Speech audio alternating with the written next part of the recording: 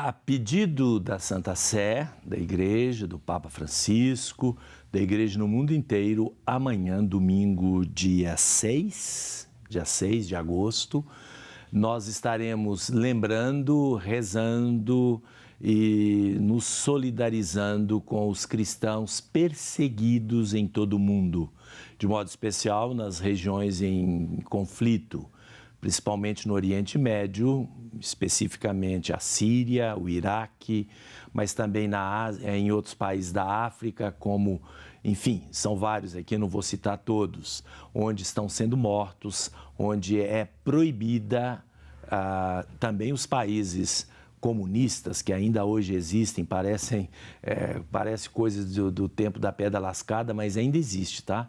Como a Coreia do Norte, onde quem expressa sua fé simplesmente é proibido e algumas vezes preso.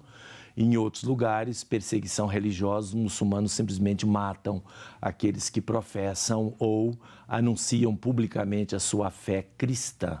Então, nessas perseguições todas, os cristãos sofrem, crianças sofrem, famílias sofrem e assim por diante. Nós vamos lembrar deles.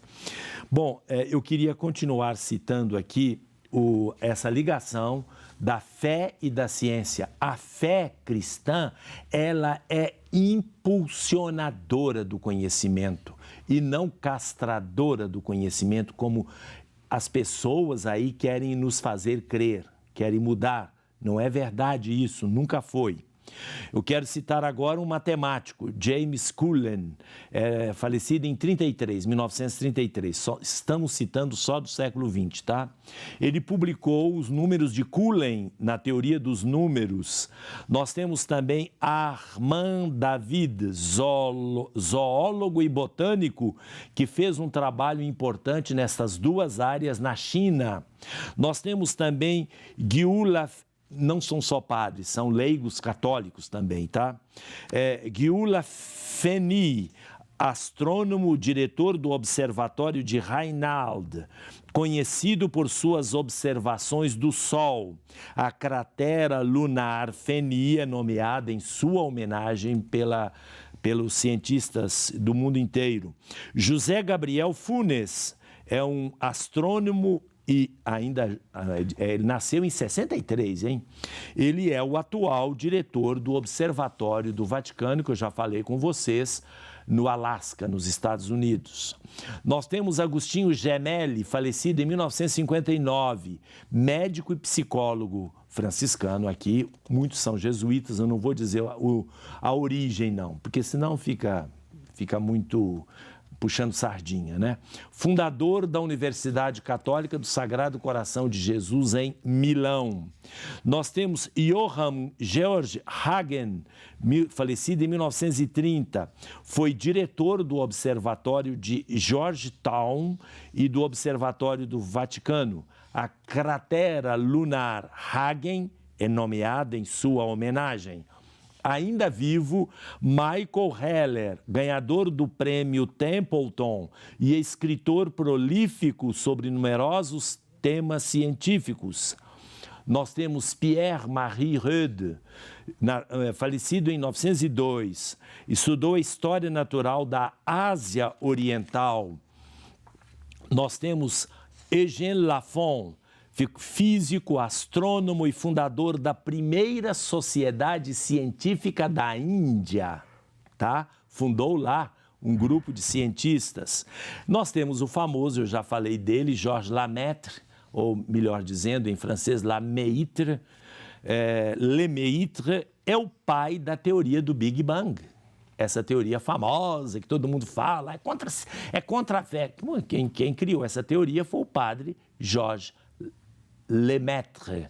Ele é belga e é um padre, aliás, até Monsenhor é o título que ele tem.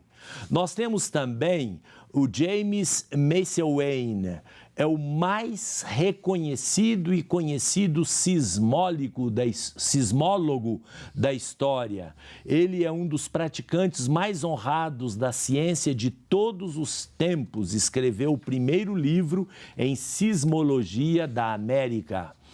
Nós temos também, falecido em 1955, Paul McNally, que é diretor jesuíta astrônomo e diretor do Observatório de Georgetown, outra. A Cratera, porque é uma universidade jesuíta que tem um dos melhores observatórios também do espaço. Então, a cratera lunar McNally leva seu nome. Nós temos Manuel Magri, etnógrafo, antropólogo, escritor, um dos pioneiros na arqueologia da ilha de Malta.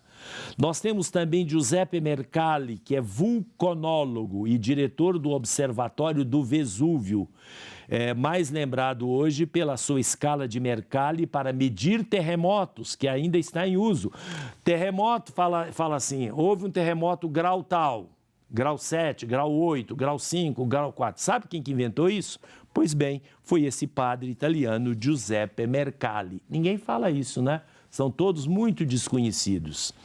Nós temos o Julius, vamos parar um pouquinho e vamos chamar agora um VT e conhecer mais sobre as irmãs de Nossa Senhora Menina, que além de consagrada irmã Cleise, ela também exerce uma profissão na qual busca viver os ideais da fé cristã.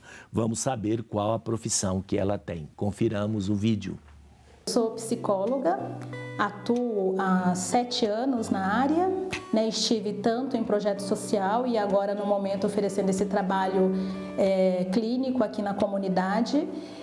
Antes de tudo eu sou irmã, né? Sou religiosa, mas o quanto eu vi que era necessário oferecer para as pessoas não só uma orientação espiritual, né? Mas fui percebendo no decorrer do caminho o quanto há pessoas com necessidades, né, emocionais, com tantos desafios, com tantas demandas e que não têm acesso a esse serviço. Eu fui me encontrando nesse sentido da escuta, né, do acolher as pessoas nas suas dificuldades, né, e percebo que nós religiosas, em geral, os religiosos, nós temos que colocar em prática essa possibilidade que nós temos, que é o profissional, que é ser profissional na sociedade, profissional cristão, religioso, que faz a diferença. Então, o quanto é gratificante para mim ver pessoas que vão conseguindo se encontrar, né?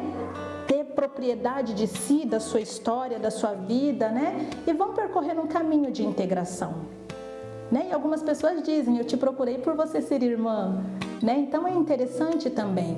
E eu vejo que não dá para dissociar. Então, a vivência da caridade passa pelo profissional. Nós não temos que descolar agora eu sou a irmã Cleise e agora eu sou a Cleise psicóloga. Não tem isso.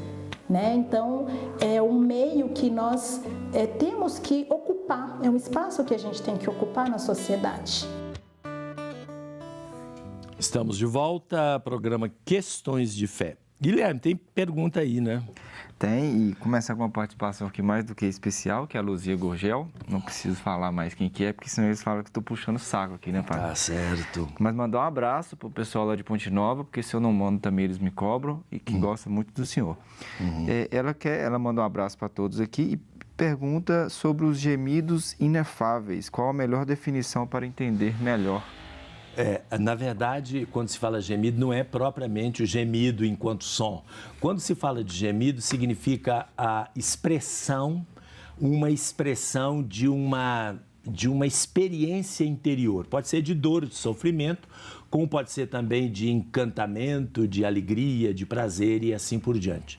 Na Escritura e na vida do santo existe esta expressão, gemidos inefáveis, para falar de uma experiência. Inefável significa que não pode ser dita, não pode ser falada, por isso que é o gemido. O gemido não é uma palavra lógica, como balbuciar também não é uma palavra lógica. Então, o gemido significa exatamente uma experiência tão profunda que a gente não é capaz de expressá-la. Então, essa é a ideia do gemido. Qual outro? A outra pergunta vem de Carlos Veriano, lá do bairro Ipiranga. Ele pergunta aqui como que a igreja se posiciona perante a Jordano Bruno. Jordano Bruno foi condenado pela Inquisição Romana, mas não foi por causa da ciência. Olha o que ele negava naquela época. Não estou justificando a Inquisição, mas nós temos que ver o motivo.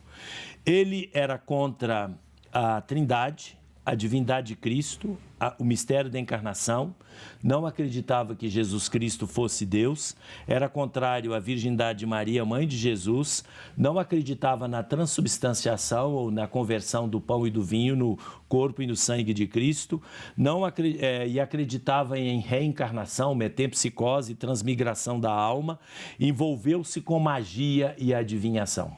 Não foi por causa da ciência. Voltamos daqui a pouco.